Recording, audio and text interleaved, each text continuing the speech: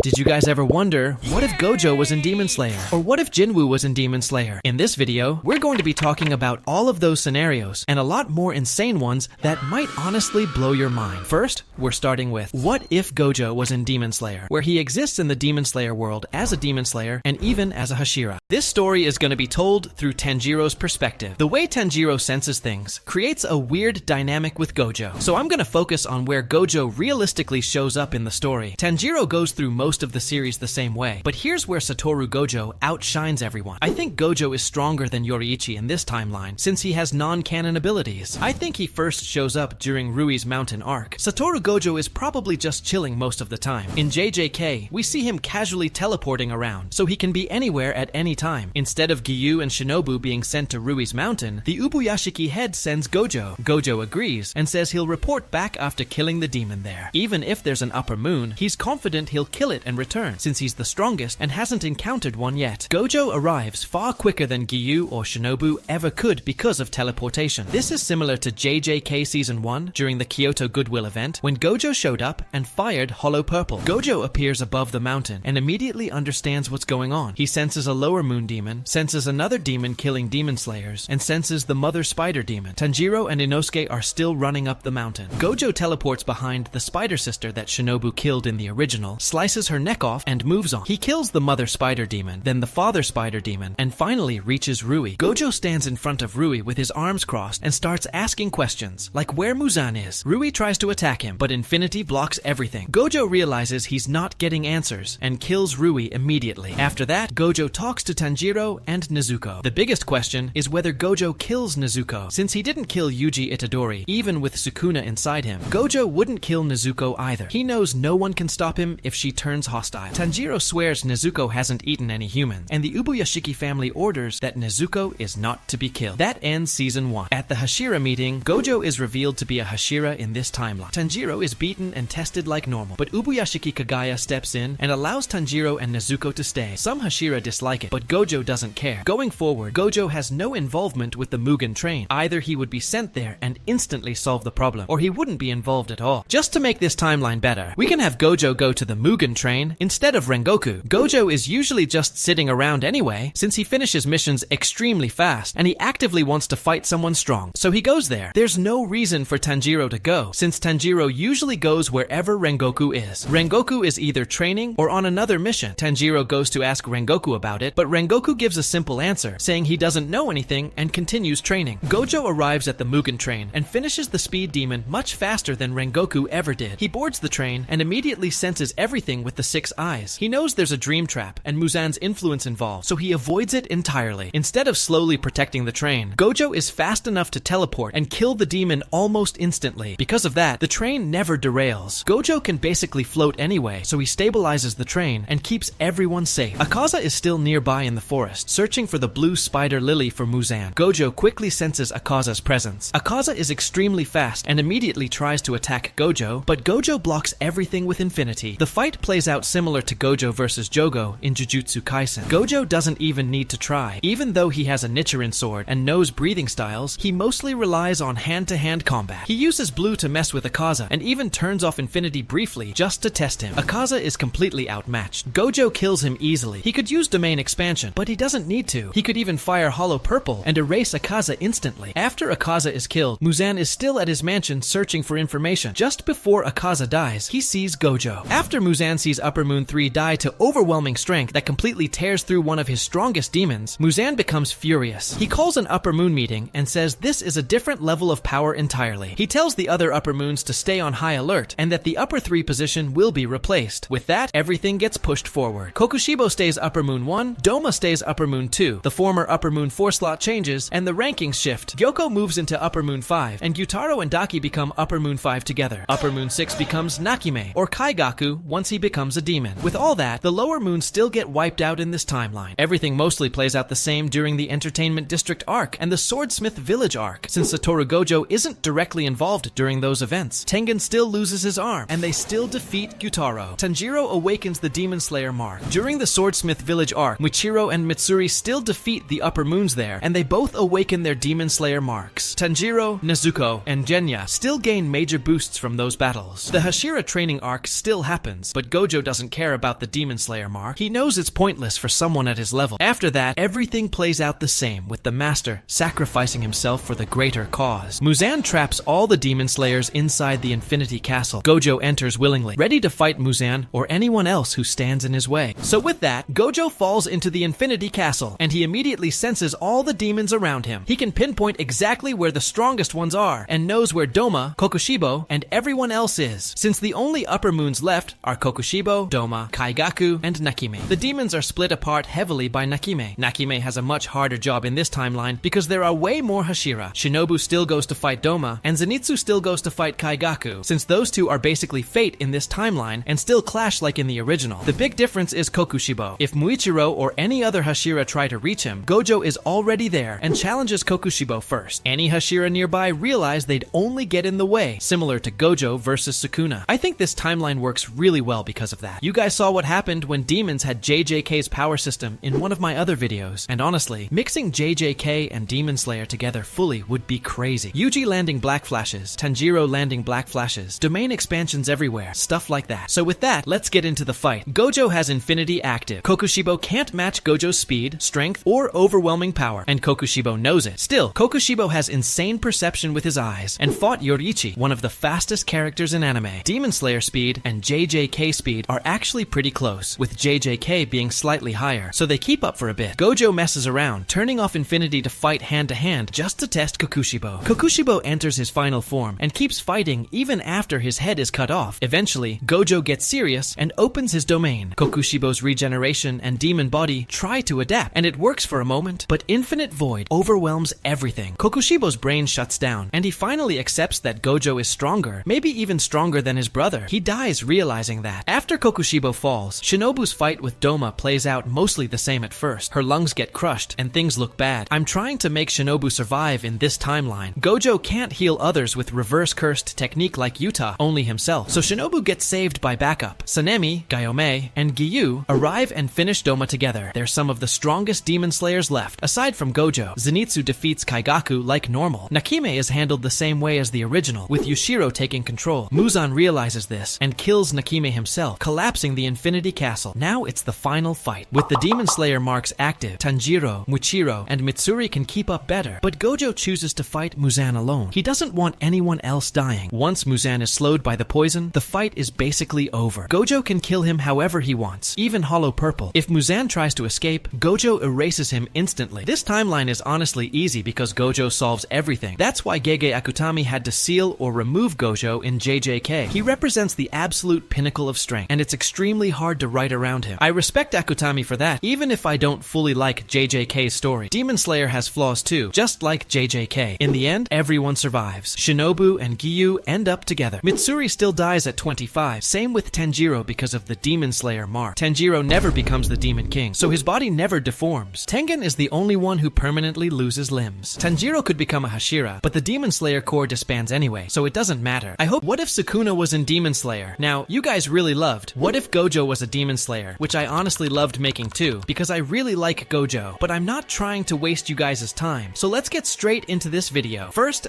I need to explain a couple of things. The reason this video took so long is because I didn't really know much about Sukuna at first. I had to research his powers, his personality, and how he actually fights. I'll be honest, I still like Gojo better. I think he's stronger. Debate me in the comments if you want. Now we need to figure out which Sukuna we're using, because there are a lot of versions. There's Heian era Sukuna, Sukuna in Yuji's body, different finger versions, and all that. The one I'm going with is full power Sukuna, the one who fought Gojo with Mahoraga in Megumi's body with all 20 fingers. This is the Sukuna that beat Gojo. And yeah, Gojo got jumped. He needed Mahoraga to help. I'm just saying that. Anyway, let's get into the video. This is What If Sukuna was in Demon Slayer. And just to be clear, Sukuna is not part of the Demon Slayer core. He's not a Demon Slayer at all. He's just existing in the Demon Slayer universe. This is different from the Gojo video, where Gojo actually became a Demon Slayer. Here, Sukuna is just there. So Tanjiro still goes out to sell coal. Same old. Tanjiro doesn't encounter Sukuna for a long time. Sukuna gets teleported into the Demon Slayer world about 1 year before the main story starts. When he arrives, he immediately thinks the world is boring. In Jujutsu Kaisen, there were at least people who could challenge him a little. In this world, it's mostly just normal humans. For that entire year, Sukuna wanders around looking for something strong. He kills people, tests things out, and searches for worthy opponents. He eventually finds demons, but even the lower moons can't really really do anything to him. Still, Sukuna keeps searching. He doesn't know about Muzan yet. He doesn't know about the upper moons either. He just knows that somewhere in this world, there has to be something stronger. Now, I want to skip most of the filler stuff. Sukuna is killing a lot of people, a lot of demons, and even some demon slayers. In the original JJK timeline, that's literally what he does. He kills whoever he wants, whenever he wants, all while trying to find someone strong enough to actually challenge him. Over time, he gets information from the Demon Slayer Corps about Muzan and stronger demons existing. That's when Sukuna actually starts caring. He wants to find an upper moon to see if they can even match him. I want to skip ahead to around the Mugen Train arc. Rengoku still dies, and Tanjiro is still learning sun breathing. None of that really changes. What does change is that Sukuna exists in the background as an overwhelming force. Because of Sukuna, the Demon Slayer Corps starts hiding their base. They don't want to risk Sukuna finding them and killing everyone. From what they've seen, Sukuna would absolutely show up just to fight all the Hashira at once to see who's strongest. So they go completely underground. Now let's talk about the demons. Sukuna is actively searching for an upper moon. He eventually runs into Upper Moon 6, Gyutaro, and Daki. This is Sukuna's first real interaction with Muzan's forces. Even without a Nichiren blade, Sukuna toys with them. He uses Dismantle and Cleave just to mess with them. He gets some enjoyment out of the fight, but they're nowhere near strong enough to satisfy him. He kills Gyutaro and Daki easily, and doesn't even acknowledge them as strong. After seeing what happened to Upper Moon 6, Muzan panics. He pulls all of the Upper Moons into the Infinity Castle immediately. Muzan realizes Sukuna is an overwhelming power, stronger than Yoriichi, stronger than himself. I'll be honest, this timeline isn't very fair or interesting after this point. Sukuna's personality makes it boring. He's just evil. He only wants to fight and destroy, and on top of that, he has Mahoraga, which makes it even worse. There's nobody in the Demon Slayer universe that can truly stand against him. Tanjiro is still training like normal, but because Muzan locks down all his demons, the Swordsmith Village arc never even happens. Sukuna, on the other hand, already knows about the Infinity Castle and is actively trying to figure out how to get inside. And remember, this is Sukuna. He can see a technique once and understand it. He can copy the concept of abilities extremely fast. His intelligence is on a completely different level. Not Gojo level, but still insane. Eventually, Sukuna finds the Demon Slayer Corps, and when he does, he massacres them completely. No debate, no exception. I'll joke for a second here. We don't suddenly get Tanjiro with Ultra Instinct, Haki, Bankai, Foresight, Devil Fruits, or soul leveling powers. That's not happening. Not even Yoriichi is touching Sukuna. Yoriichi might last the longest, but he still loses. Sukuna wipes out the Demon Slayer Corps without question. After that, he finds a way into the Infinity Castle. He kills all the Upper Moons effortlessly. He adapts, overwhelms them, and destroys them one by one. Then he kills Muzan right after, and that's it. The Demon Slayer Corps is gone. The demons are gone. And Sukuna stands alone, ruling over a world where no one can stop him, because no one has cursed energy to even challenge him. Now, I know the last version wasn't that entertaining, so let's do a full timeline with Sukuna as a good person, similar to Gojo as a demon slayer. So let's get right into this. I'm gonna skip most of the beginning, and start where Sukuna actually shows up. He gets sent to Mount Natagumo, just like Gojo did. He arrives instantly, way faster than Shinobu and Giyu, and clears the entire mountain by himself. He kills the Mother Spider Demon, the demon Shinobu killed, the Father Spider Demon that Giyu fought, and then kills Lower Moon 5, Rui, before Tanjiro and Inosuke even make it up the mountain. For Sukuna, it's an easy job. Now, Nezuko would normally be in danger here, but the message from the Ubuyashiki family arrives in time, so Nezuko isn't killed. They go to the Hashira meeting. Tanjiro still gets beaten up by Sanemi and Obanai, and Giyu and Urokodaki still vouch for him. Tanjiro and Nezuko are allowed to stay. Next is the Mugen Train arc. Just like with Gojo, Sukuna is given this mission. He defeats the Speed Demon easily, then fights Lower Moon 1, Enmu. Sukuna actually gets caught in the dream trap at first, since he doesn't have Gojo's perception, but he breaks out of it pretty quickly. He kills Enmu, stops the train, and saves everyone. After that, Akaza shows up. Akaza tries to sneak attack Sukuna, and punches straight through one of his arms. Sukuna uses reverse cursed technique, heals it instantly, and starts fighting seriously. Sukuna toys with Akaza for a bit, using Dismantle and overwhelming him. Once he's done playing around, he kills Akaza. Because of that, Rengoku survives in this timeline. Next is the Entertainment District arc, which plays out almost exactly the same as the original. Tengen still loses his arm. Tanjiro and Tengen defeat Gyutaro. Tanjiro unlocks the Demon Slayer mark. Inosuke gets injured, and Daki is defeated. After that is the Swordsmith Village arc, which also happens the same way. Sukuna doesn't go there at all. Then we get to the Hashira training arc. Sukuna doesn't really take part in it. He knows the Demon Slayer mark shortens your lifespan to 25, and he doesn't think it's worth it. Plus, he already defeated an Upper Moon, so he believes he's strong enough without it. Finally, the Ubuyashiki family head sacrifices himself, setting everything into motion. Now, Sukuna would go straight for Muzan, but Muzan gets teleported away by Nakime. Sukuna drops down right in front of Kokushibo, and the fight starts immediately. Sukuna likes likes to toy with his opponents. He stays on their level for a bit, lets them think they have a chance, and then completely destroys them. So Sukuna fights Kokushibo casually at first. He lets Mahoraga adapt to Kokushibo's techniques and just throws hands with him. Kokushibo has insane perception, but he can't fully follow Sukuna's movements because Sukuna is way too fast. Sukuna uses dismantle and cleave, and since those slashes are basically invisible, Kokushibo can't properly react to them. Once Sukuna decides he's done, he opens his domain expansion and kills Kokushibo almost instantly.